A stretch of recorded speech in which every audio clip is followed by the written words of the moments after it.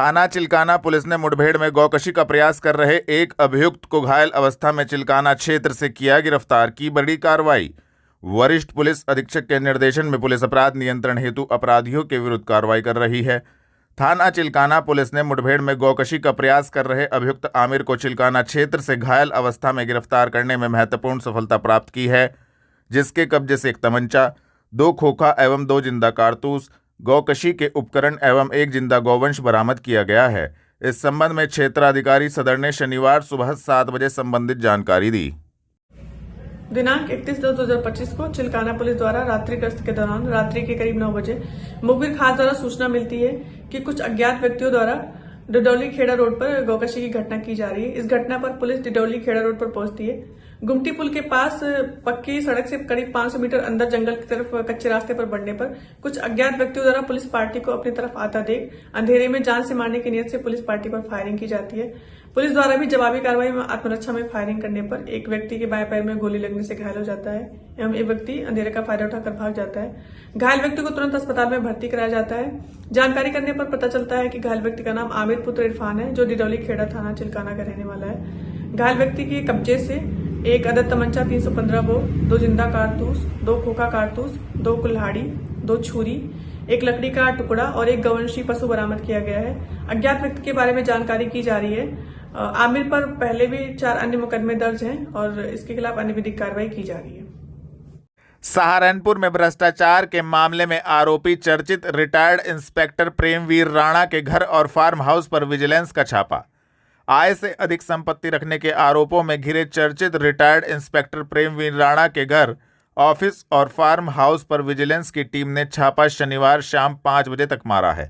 भारी पुलिस बल के साथ भ्रष्टाचार निवारण अधिनियम के तहत मुकदमे की जांच कर रही टीमें शनिवार सुबह उनके सहारनपुर के ब्रजेश नगर स्थित आवास पर पहुंची।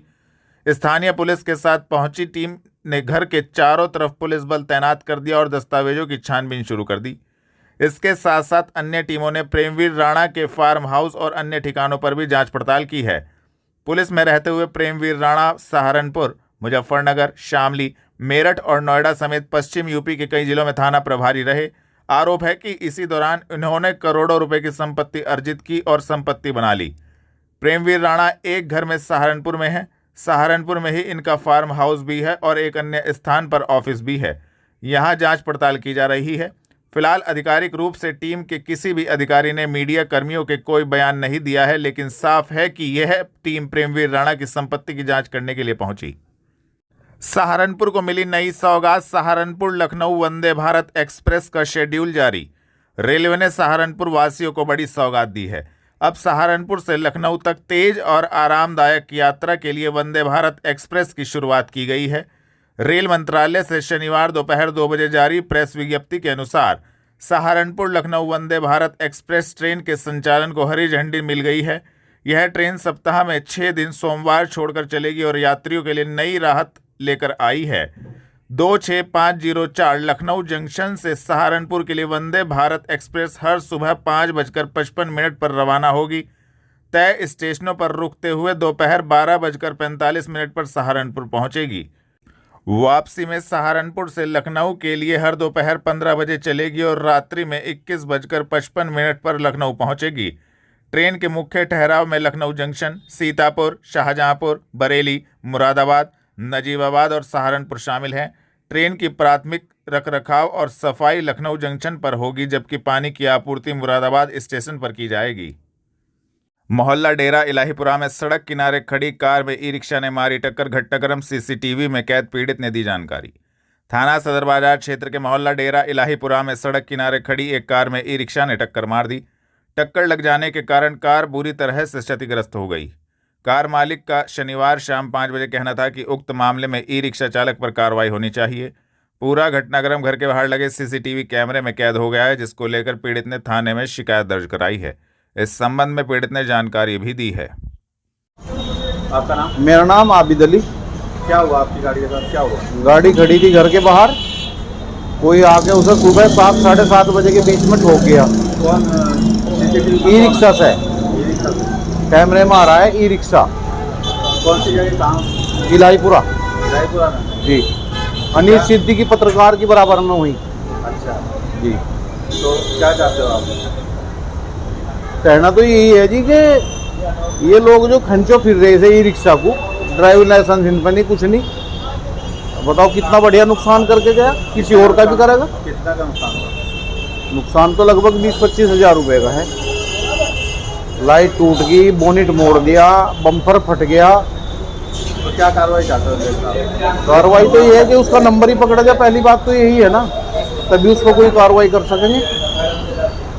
जैसे ही चला रहे हैं इन पे लाइसेंस जी। तो ये सवारियों को भी नुकसान कर सकते हैं। जी जी। निराश्रित श्वानों के लिए सभी वार्डों में बनेंगे डॉग फीडिंग स्पॉट। नगर निगम कर रहा डॉग फीडिंग स्पॉट के लिए वार्डों में स्थान चिन्हित। नगर निगम शहर के सभी 70 वार्डों में निराश्रित श्वानों के लिए डॉग फीडिंग स्पॉट बनाएगा, ताकि श्वान संरक्षक उक्त स्थल पर पहुंचकर उन्हें खाना, बिस्किट आदि खिला सकें। उच्चतम न्यायालय द्वारा गत अगस्त माह में इस संबंध में एक गाइडलाइन जारी करते हुए नगर निकायों को वार्ड स्तर पर एबीसी नियम 2023 के नियम 20 सामुदायिक पशुओं को खिलाना के तहत नियमों का अनुपालन करने के निर्देश दिए गए हैं।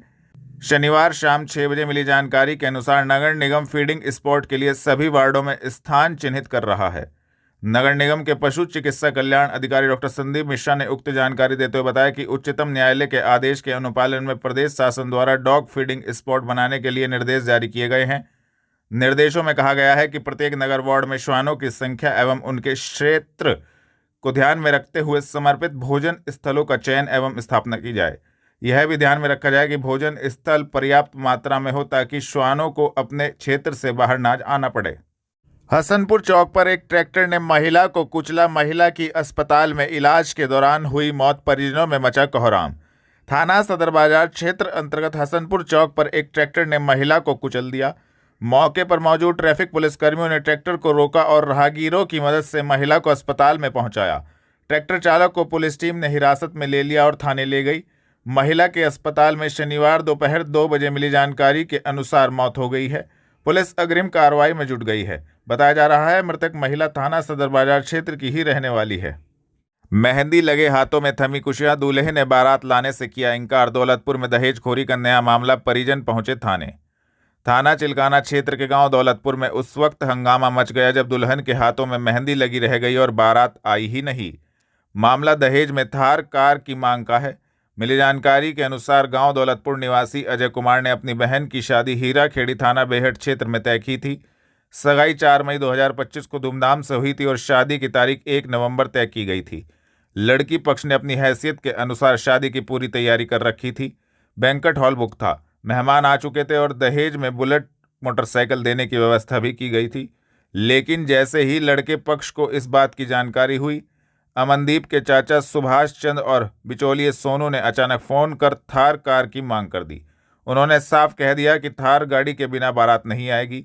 लड़की पक्ष के लोग स्तब्ध रह गए और शनिवार शाम 6:30 बजे तुरंत थाना चिलकाना पहुंचे और पूरे मामले की तहरीर दी। नाम? मेरा नाम दीपक सैनी। गाँव थाने में आए हो, क्या मामला है? मामला ये है जी, हमारा रिश्ता सुभाष सैनी वो हीरा एडी से हुआ कराया था हमने अपनी बहन का रिश्ता। उसके बाद रिश्ता ठीक चला था, कोई दिक्कत नहीं थी, लेकिन 23 तारीख को बुलेट लेके आ गया लड़के को देने के लिए। उसके बाद जब उन्हें पता लगा कि हाँ बुलेट आ गई, 26 तारीख में हम सामान लेके गए अपनी लड़की का, जो फर्नीचर वगैरह हो सब कुछ।